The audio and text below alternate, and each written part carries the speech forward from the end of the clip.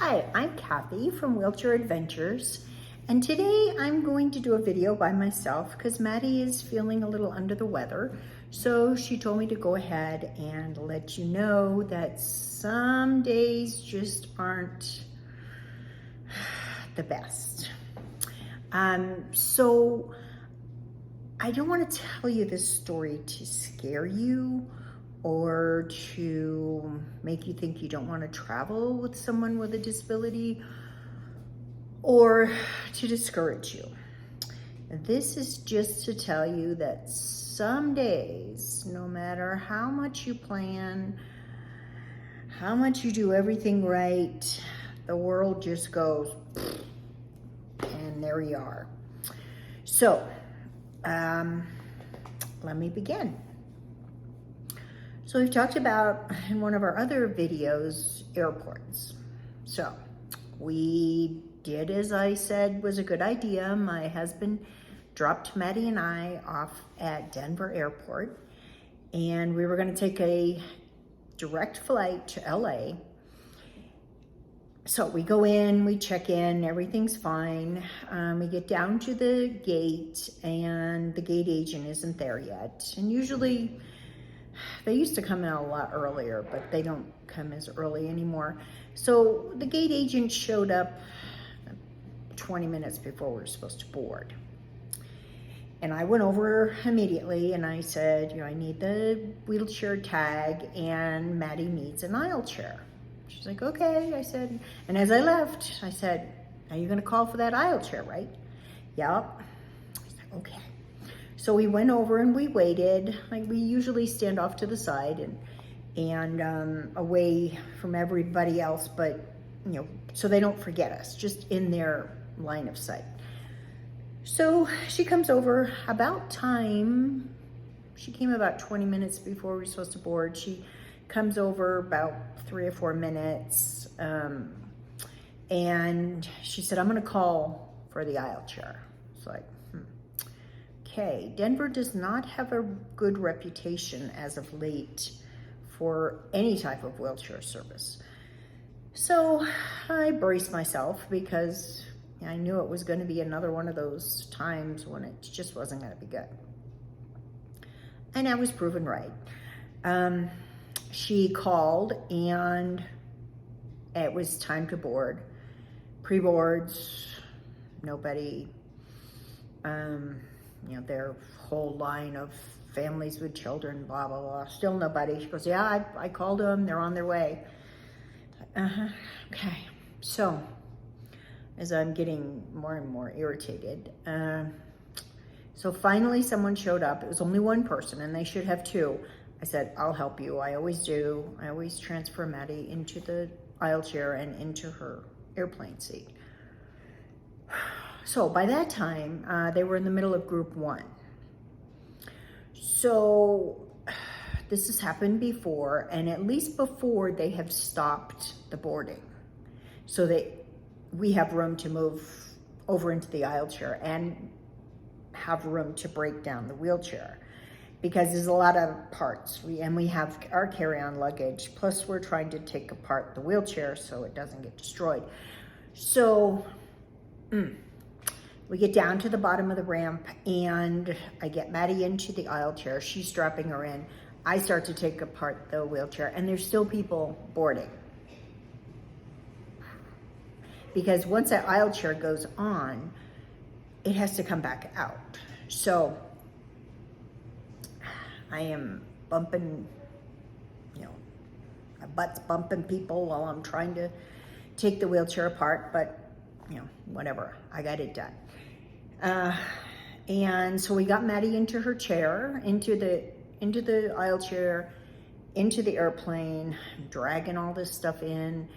We got her into her seat, and we were off. Okay? Made that one. Not too much damage other than to my sanity. So we get to LAX, and I haven't been to LAX since before the pandemic. Oh my gosh, yeah. If you want a taxi, you have to walk, they say 5 to 10 minutes. it's not just 5 to 10 minute walking on a sidewalk. It's over plywood. It's in a construction zone. It's over roads, crossing roads, and it took at least 10 minutes. And of course, I'm pushing Maddie, and because she can't push herself, she has her vision is poor. So I'm pushing her, pulling our suitcase behind us. Thankfully, I only had one suitcase. We crammed all our clothes together. And so I'm pulling that plus the carry-on that I have on top of the suitcase. Yeah, I was exhausted after at least 10 minutes. I don't know. It seemed like 3 hours, but I'm sure it was like 12 minutes. We get to where they have taxis. And I asked the person, I said, when did this happen? She goes, oh, right around the pandemic. It's like, She goes, but it's a good thing to know if you're going into LAX, you can request a taxi beforehand, and they will meet you where taxis would normally pick you up. There's an area for accessible loading, wheelchair loading. So now you know. You can do that. And then when they return you to LAX, the taxis can come into right where you check in. But otherwise, you've got to take this 6-mile walk. To me, it was 6 miles at least. Yeah.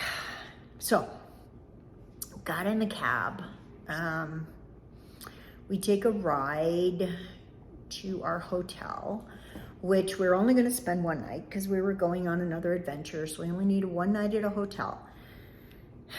And we had made arrangements for a courtyard. My husband is I don't know, he's got a lot of time in Marriott, so he's pretty high up on the chain. And we get there. This was a courtyard. Oh, and before we had gone, which I always do, I always contact the hotel a week or a couple days before and say, I want to make sure I have a roll-in shower, because Maddie showers every day. Yeah, just have to do it. So it's much easier with a roll-in shower. You can do one with a bench, but it's still, getting her in and out is a lot of work. Roll-in shower, it has to be. So we pull up to the courtyard. And again, my husband had called a couple days before and said, you have the roll-in shower. He's like, yeah, we have the roll-in shower. Okay. So we get to the check-in, and the person that's checking us in says, we don't have a roll-in shower room. We don't even have an accessible room. I said, you're kidding me, right? And I went through the whole story of how my husband had called and he was on hold forever and he was irritated. And he finally got a hold of somebody and they said, yes, we have it booked in. It's locked in, blah, blah, blah. Yeah, it was. They come to find out, we found out subsequently that a new person had unblocked it for another person that came in, that was the only room with that type of bed left. And even though they didn't need an accessible room, he unblocked it and gave it to them. And they weren't leaving until the next day. So the manager on duty came out and said, I'm sorry, we don't have it. Can we put you in a room with a tub? I said, is an accessible room with a tub? Because if it has a sprayer and a bench, then I can, it's not the best. I'm not pleased, but it's doable. And she said, no, it has a door too. I'm like, what planet do you live on? I just told you I needed an accessible room with a roll-in shower, but I could do with a bench and a removable nozzle. No, I don't have that. I said, okay, well, what are you going to do? What are you going to do for me? I said, I give her a shower every day. I'm here for one night. It was guaranteed. What are you going to do? And at this point, kind of irritated. It was a long drive from the airport. I've lugged a suitcase and pushed a wheelchair what seemed like 6 miles. It was 12 minutes, 6 miles to the taxi stand. And I had this hassle in Denver. So, I was up to here with people's nonsense. So it was probably 20 minutes, at least 20 minutes. And she came back and then she kept trying to get me to go and look at this room. And I said, I don't want to look at the room because I know it's not going to work. You said it has a door, which I can't get Maddie in the bathtub anyway. It doesn't have a removable sprayer, and it doesn't have a chair that she can sit in.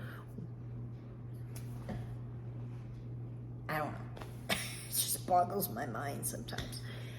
So she came back about probably 20 minutes later, and she said, okay, I found another hotel in the area that can accommodate you.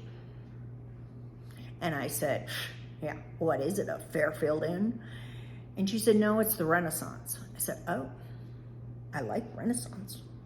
So I'm like, okay. She goes, well, it's about 2 blocks down. I looked it up on my phone. It was a half a mile. I said, I'm not walking there. Again, it's downhill. I'm pushing Maddie. I've got this suitcase that I've just lugged through LAX and part of lower Los Angeles. I said, no. So she goes, I'll get you a taxi. Taxi never came. So Maddie and I sat in the lobby of the hotel quite a while. And, she kept coming by, she couldn't apologize enough. And bless her heart, she tried everything. She goes, do you want me to go get you some dinner from our restaurant? You can have whatever you want from our market. She goes, I'm just so sorry that this happened. And I said, no, I just want to relax. I want to get Maddie settled and just relax. So she kept calling the taxi. And they never came. It was like an hour later, no taxi. She came over and she said, taxi's not gonna come. I guess that it wasn't a big enough fare for them. So she goes, and I said, I'm not walking because again, downhill, Maddie, suitcase. She said, what if I walk over with you and the security guard? I said, fine. I can walk. I have no problems with walking. I walk all the time. But I'm not going to walk with all this stuff like that. So she goes, okay, fine. She goes, we can do it. And she says, they know we're coming. And so we set out. I pushed Maddie. The security guard had my luggage. And she walked with us. And, she couldn't apologize enough. Offered us dinner at the Renaissance. The room was paid for, blah, blah, blah, blah, blah. Yeah. So it was good. We got to the Renaissance. It was 4 hours after we landed in Los Angeles that we finally got to our hotel room. But we got a room. It wasn't a roll-in shower. It was, again, a tub with a bench and a sprayer. It was fine. I can work with it. So we settled in and we went and had dinner on the courtyard. And we went to bed. We got up the next day and we left on our next adventure. And thankfully, the next day, everything worked out well. Because after that day, I was exhausted. So, I don't tell you this to complain. I just, when you have days like that, it doesn't matter how much you've planned, how well you've planned. You've got everything all in line, blah, blah, blah, blah. Somebody's going to come along and smack it. And it doesn't happen all the time. It's just rare. It's very rare that I've had a day like this. That's why I wanted to tell you about it. But I wanted to tell you again about Denver. Their wheelchair service is spotty at best. That isn't the first time that we've not been able to pre-board. And LAX, if you go into LAX, beware, or call a taxi ahead of time and tell them that you need them to pick you up at the terminal at the accessible area. And there's a big wheelchair sign, and it says accessible loading or something like that.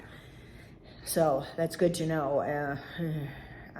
We fly to LA. Well, we were supposed to fly to LA again in November.